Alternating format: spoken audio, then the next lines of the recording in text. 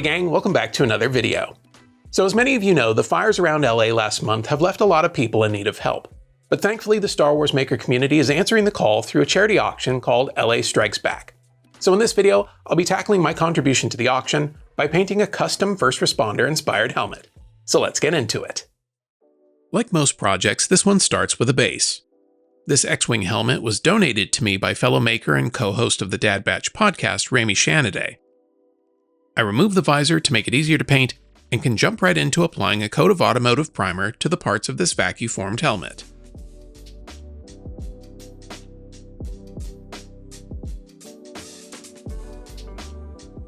While I waited for the primer to dry, I thought it would be helpful to put together an inspiration board to help guide my decision-making. Since these helmets are to be themed after first responders, I thought it could be cool for the helmet to mimic the gear worn by firefighters. I also thought of converting some of the elements of the firefighter helmets to the Star Wars aesthetic and vice versa, to apply more specifically to the cause. With those decisions locked in and my primer dry, I started to apply a layer of Sahara Beige, since it's the color of the Shore Trooper armor in Rogue One, but is also a decent match to the khaki color of the firefighter uniforms.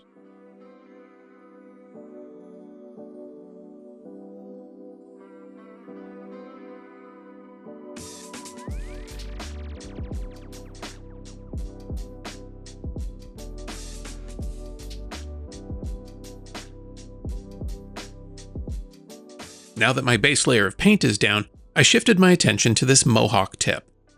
I thought it might look cool if it looked as if it was caked in ash, so I grabbed some acrylic modeling paste and an acid brush and randomly applied the paste to build up texture.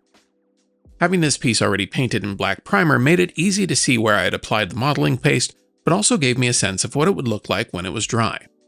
I worked the paste until it had the look I was after, and then I set it aside to dry and spent some time off camera masking off the helmet. I thought these side panels would be the best spot to bring in a bit more color to the helmet, and I could use the dark gray of the reinforced knees from the fire gear, just to continue to tie in the color scheme of their suits. But before I apply color, I'll use some satin clear to help seal the edges of the masking tape to give me the best chance at super crisp lines.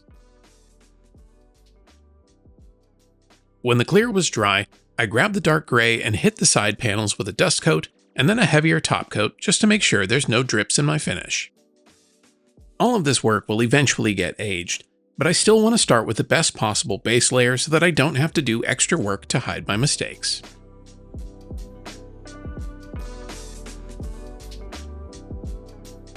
A bit later and after the paint had dried, I removed my masking to see how I did. There were a few small spots where my tape didn't quite hug the curves in a continuous line, but that's totally workable, especially when I'll be aging it.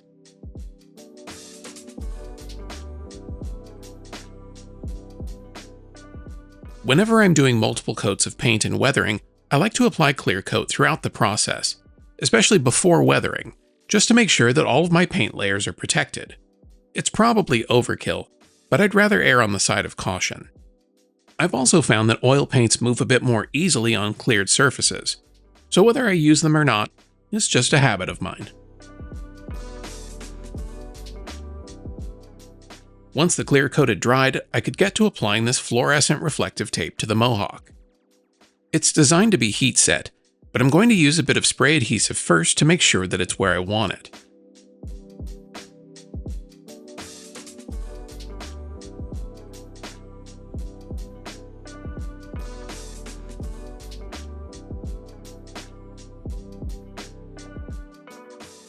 When I'm happy with its position, I'll go back and remove the protective layer, and then off camera I'll hit it with a hot hairdryer to really lock it in place.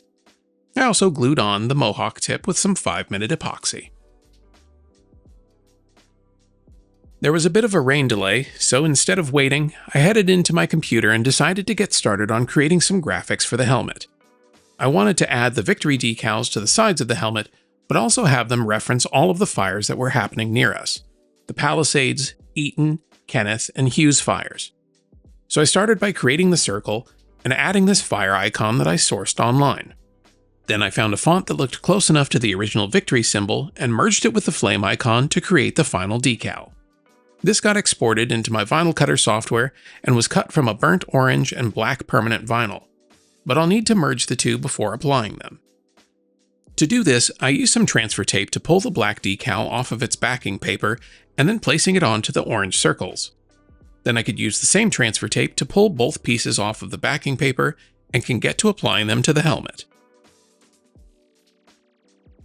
As with most decal applications, I like to mist the surface with a mix of water and a drop of dish soap to allow me some time to move the decal into its final position before pushing out the water and permanently affixing it to the helmet.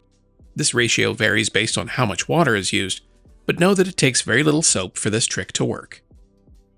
I started with the two outside decals to help better space the interior ones, and once they were in position, I could remove the transfer tape, wipe away any excess water, and my decals are set.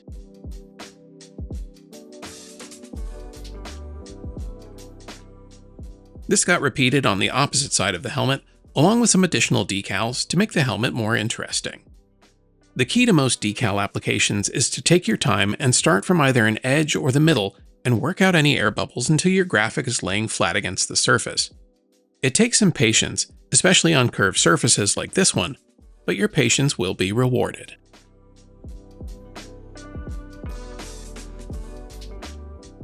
At this point, I had an idea that wasn't part of my original plan. I was able to 3D print the LA Strikes Back logo as an embellishment, but I wanted it to be gold.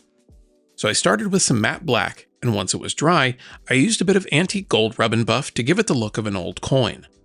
I figured the logo should be somewhere on the helmet as a reminder of why it was made, and that seemed like a subtle way to accomplish it.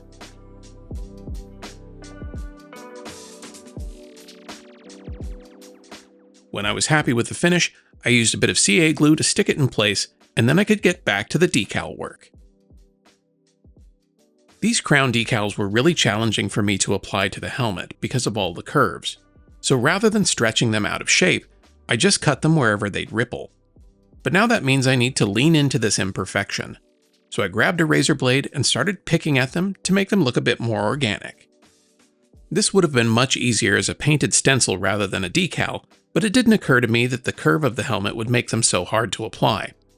That said, I think this is a good solve and in the end should look the part of a damaged helmet.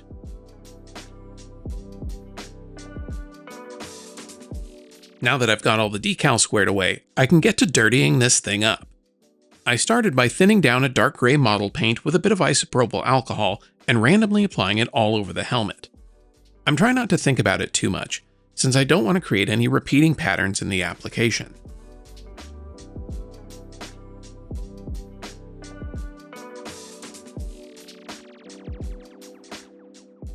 When I think I've got good coverage, I switch to a nylon brush with some 75% isopropyl alcohol and start to reactivate the paint to push it around, followed by a bit of blotting with a rag.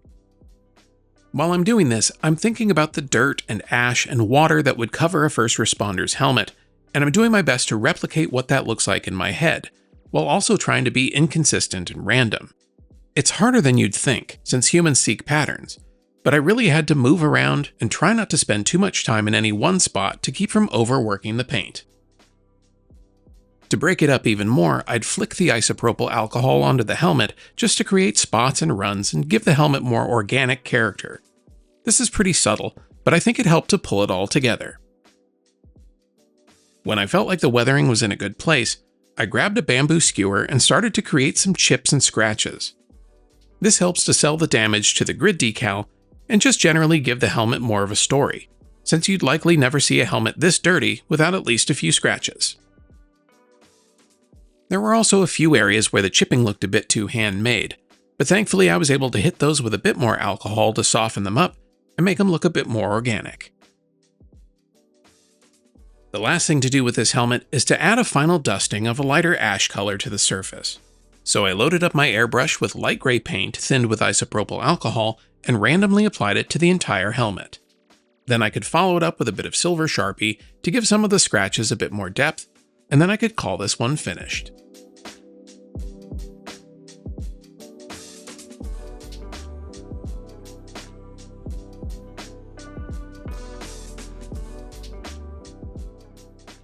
Hey gang, it's me again. This week's video doesn't have a sponsor, so I wanted to take a moment to thank my Patreon supporters who really make these videos possible. If you've ever found these videos to be helpful or inspiring over the years, please consider becoming a patron so that I can continue to bring you a new video every week. Thanks.